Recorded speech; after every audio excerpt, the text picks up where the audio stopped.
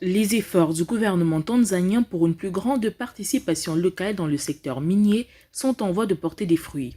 En effet, depuis le mois de mai 2024, le Parlement examine un projet de loi qui viendra renforcer la loi minière de 2017-2018 et ses amendements ultérieurs en 2019 qui donnent la priorité à l'implication des entreprises et des particuliers tanzaniens. La nouvelle politique, quant à elle, exige que les minéraux soient extraits et traités dans le pays, ouvrant ainsi la voie à une industrie minière plus inclusive et durable.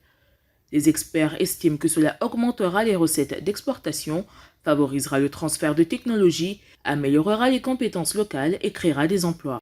Le gouvernement a réservé une zone appelée zone économique Bushwaka dans la région de Kahama. Cette région possède 13 330 acres qui seront utilisés pour mettre en place une installation de traitement des métaux avec des bottes pour la fabrication, des bandes transporteuses minières, des fermes solaires et une usine d'eau potable. Ces usines amélioreront les possibilités d'emploi et augmenteront les capacités locales. Elles procureront également des revenus au gouvernement et contribueront à fournir des produits dans le secteur minier qui était initialement importés.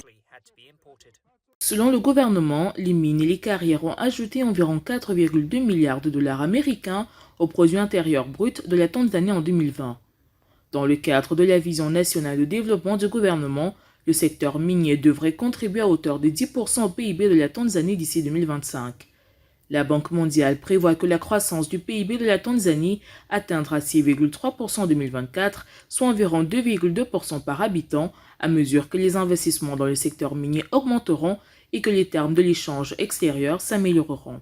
Ce n'est pas comme si la technologie de traitement était trop difficile à mettre en œuvre et empêche les Tanzaniens de créer des usines de traitement pour ajouter de la valeur à nos minerais. Ce n'est pas du tout le cas. Il s'agit simplement d'un problème lié à l'habitude de vendre les minéraux sous leur forme brute. Le pays, dans sa démarche, n'exclut pas la possibilité d'accueillir de nouveaux investisseurs ou d'octroyer de nouveaux permis d'exploitation. À l'occasion du premier sommet Corée-Afrique tenu à Séoul les 4 et 5 juin, la Tanzanie a annoncé qu'elle va sécuriser l'approvisionnement minéraux critiques dont la Tanzanie est le graphite pour l'industrie coréenne des batteries.